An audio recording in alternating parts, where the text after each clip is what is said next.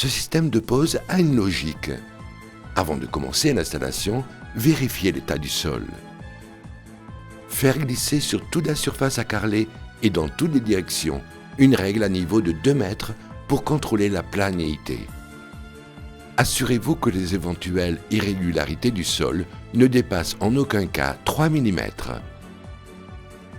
Le système IDEC-ICR a été étudié pour compenser des irrégularités ponctuelles jusqu'à 3 mm maximum. Stop! La règle nous indique que, dans ce cas, un ragréage, c'est-à-dire un nivellement du sol, est obligatoire. L'enduit de ragréage doit recouvrir les irrégularités de la surface sur toute leur hauteur. Informez-vous de l'épaisseur de rattrapage, 6-8 mm minimum jusqu'à 20 mm ou plus si nécessaire. L'épaisseur figure sur les sacs. Après avoir appliqué l'enduit, attendez le séchage en se conformant aux instructions du fabricant. Ensuite, passez une seconde fois la règle de niveau pour vérifier que le sol est maintenant parfaitement plan. Nous vous rappelons, il est de toute première importance de s'assurer de la planéité du sol sur lequel va s'effectuer la pose.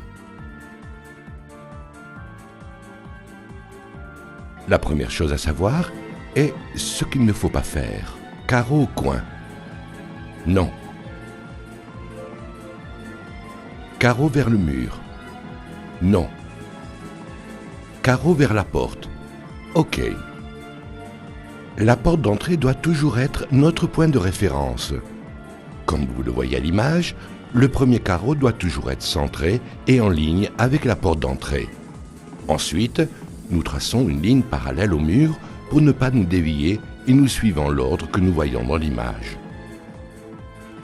Le contenu des boîtes est prévu pour 4 mètres carrés de carrelage de sol dans les formats 60 par 60, 45 par 45 et 60 par 30.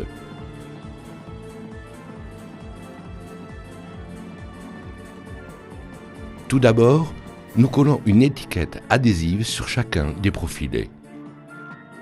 Les étiquettes adhésives n'ont pas été conçues pour coller le carrelage, mais pour fixer provisoirement les profilés, évitant ainsi qu'ils ne bougent ou se déplacent pendant la pose. Elles permettent donc de faciliter la pose. Observez bien comment doit-on utiliser les étiquettes adhésives. Nous les fixons sur la base inférieure du profilé. Nous tournons la pellicule de protection de l'étiquette dans l'autre sens, nous situons le profilé sur l'alignement et nous tirons la pellicule. Maintenant, nous avons le premier profilé fixé et placé. Ensuite, la sous-couche de support. Le carreau.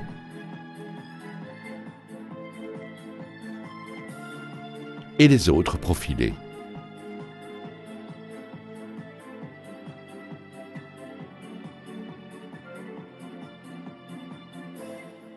Nous vérifions que le carreau ne bouge pas et nous poursuivons l'installation.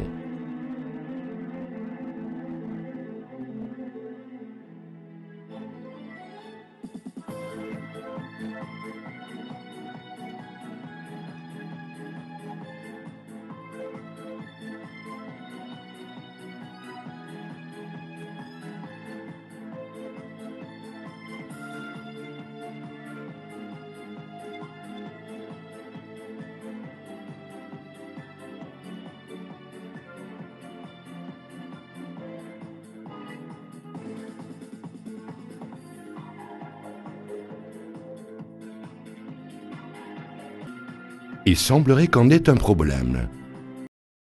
Ce système a été étudié pour pouvoir régler ce genre de problème.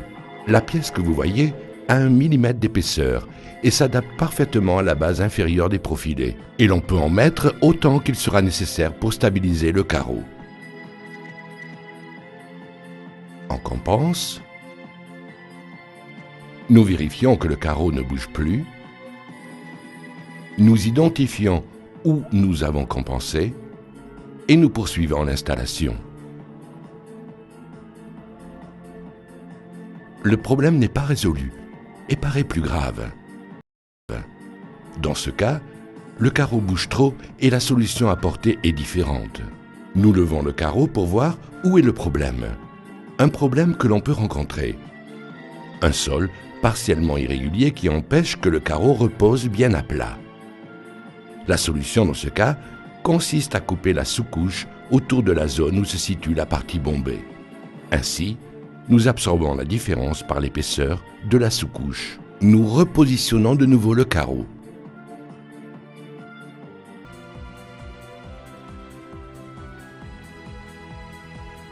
Autre difficulté que l'on peut rencontrer, une différence de niveau entre deux carreaux.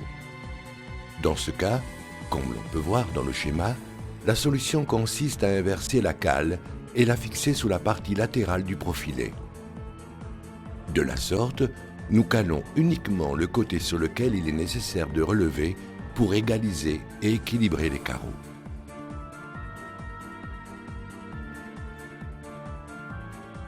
Ce que vous voyez ici sont les composants nécessaires à la stabilisation des carreaux.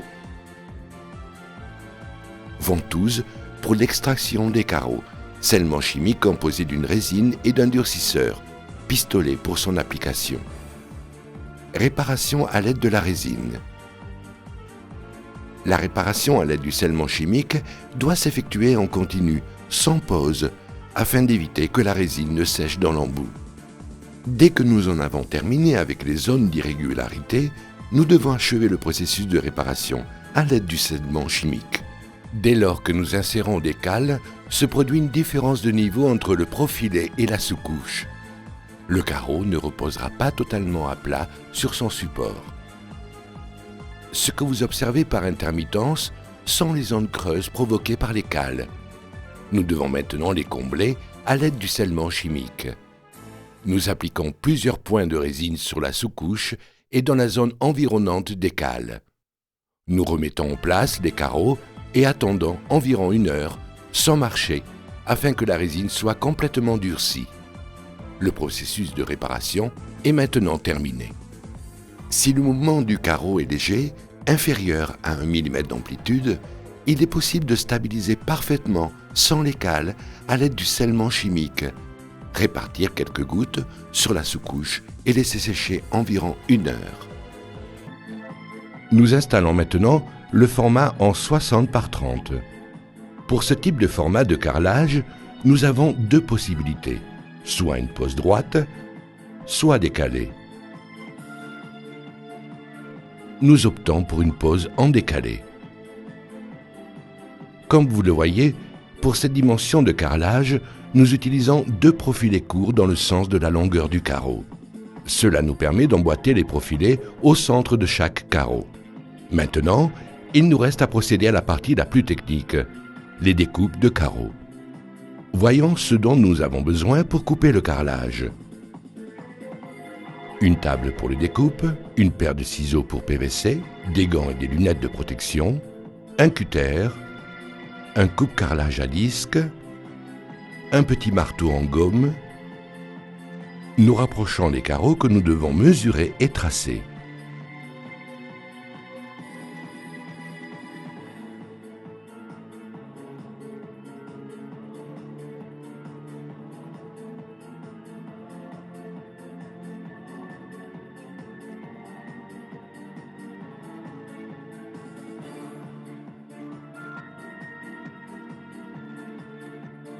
Et nous procédons aux découpes des carreaux.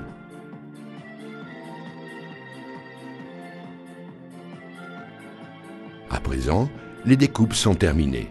À la suite, nous découpons également les sous-couches.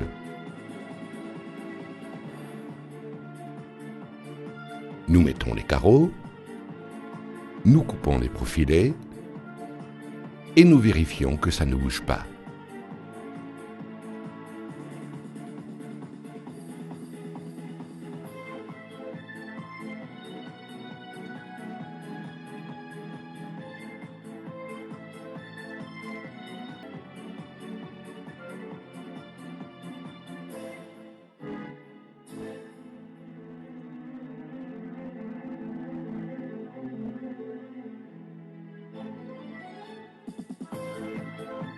Avec le système de pose IDEC-ICR, il n'est pas nécessaire de laisser un espace de dilatation entre le mur et le carrelage. Afin d'éviter qu'avec le temps la poussière ne s'installe, il convient de boucher avec du silicone les interstices restants entre le carrelage posé et le mur. Le système IDEC ICR offre deux types de joints distincts. Modèle avec joint en PVC de 3 mm de largeur, pour les carreaux non rectifiés, et joint de 1,5 mm de largeur, pour les carreaux rectifiés et non rectifiés. Voyons premièrement l'option joint de 3 mm de largeur. Premièrement, nous appliquons des petits points de silicone transparent avec des intervalles de 10-15 cm.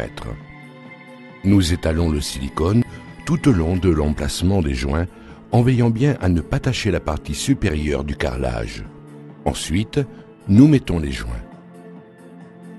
Nous les introduisons par une extrémité en effectuant une pression avec les doigts et en nous assurant qu'ils s'insèrent dans les rainures des profilés inférieurs. Si à certains endroits nous rencontrons des résistances, un petit marteau en gomme peut nous aider. Afin d'éviter d'endommager le carrelage, les coups doivent s'effectuer avec maîtrise et douceur. Le joint doit entrer dans un premier temps jusqu'au niveau de la surface des carreaux. Et ensuite, avec le coin du petit marteau, nous effectuons une pression et lissons jusqu'à ce qu'il reste homogène et à environ 1 mm en dessous de la surface des carreaux. Ce modèle, avec des joints d'1,5 mm de large, nécessite l'application d'une colle acrylique spéciale. Cette colle a été conçue en exclusivité pour IDEC ICR. Elle possède des caractéristiques parfaitement adaptées à une utilisation intensive en matière de résistance à l'eau, après séchage, de flexibilité et de tenue dans le temps, résistance au vieillissement. Par un mouvement fluide et régulier, on applique la colle suivant un fin filet. On élimine le produit en excès à l'aide d'une spatule comme on le voit dans l'image. Avec cette même colle acrylique, nous la comprimons progressivement vers l'intérieur en s'assurant que nous ne laissons aucun interstice ou fissure et que le produit est appliqué en quantité suffisante. Ensuite, nous nettoyons avec un chiffon ou une éponge humide jusqu'à ce que les joints restent homogènes et propres. Remplissez les joints par zone, sans les creuser, avec le mastic acrylique et procédez au nettoyage sans attendre. Évitez de marcher sur le carrelage. Nous vous rappelons comment régler les éventuelles difficultés que vous pouvez rencontrer lors de la pose. Premièrement, lorsque des carreaux bougent, comme on le voit dans l'image, on utilise les pièces supplémentaires permettant de compenser. Deuxièmement, lorsque se produit un chevauchement ou une différence de niveau entre deux carreaux, ainsi que vous pouvez le voir, on positionne une pièce supplémentaire sur le côté du profilé pour mettre à niveau ou équilibrer. Troisièmement, lorsque nous rencontrons un renflement localisé de 1, 2 ou 3 mm, nous l'absorbons en coupant une partie de la sous-couche afin que le carreau que nous posons ne soit pas affecté. Pour que l'installation soit réussie et de qualité, il faut impérativement s'assurer que d'une part, le sol sur lequel va s'effectuer la pose soit propre et plan, et que d'autre part, le carrelage ne soit pas bombé. Bien que le système IDEC ICR permette ponctuellement de remédier à certaines irrégularités, l'écart de planéité ne doit pas excéder 3 mm.